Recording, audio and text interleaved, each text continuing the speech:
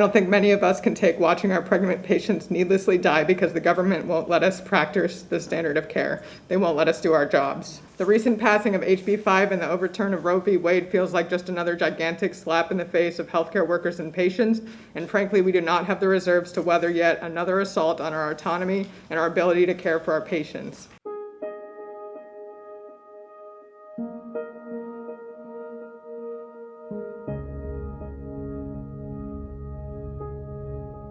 I could say a lot about my thoughts on criminalizing abortion as a person who is able to bear children, but I figured I'd use this time to offer the perspective of a physician.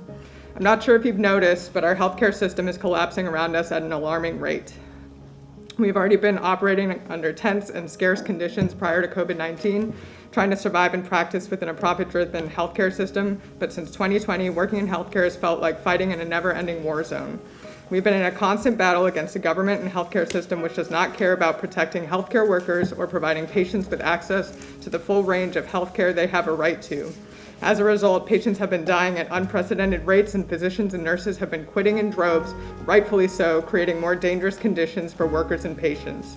There's no doubt about it that abortion is healthcare, none at all. In many cases, it's considered the standard of care and part of the practice of evidence-based medicine.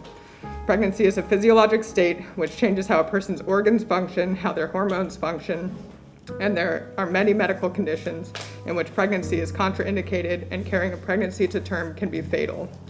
Not to mention the countless complications which can arise after becoming pregnant, for which the standard treatment is abortion. And we cannot wait until the condition is deemed to be an emergency.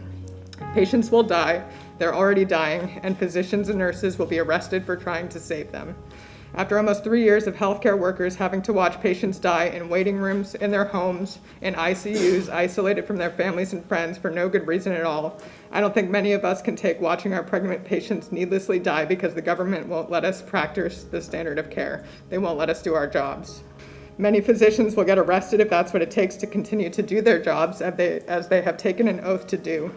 Why is it that they are brave enough to go to jail to fight for their patients and you all can't do the absolute bare minimum to try to protect us? Why is it that you can find all the money in the world to fund the people who would be arresting doctors for doing their jobs, but are worried about the cost of legal fees which would help protect us?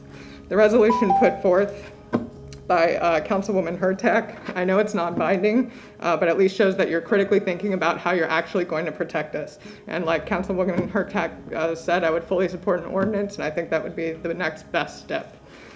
So I urge you to vote in favor of Councilwoman Hurtak's proposed resolution without any edits, because frankly, the one that the legal team put forth is just a big slap in the face. It wouldn't do anything.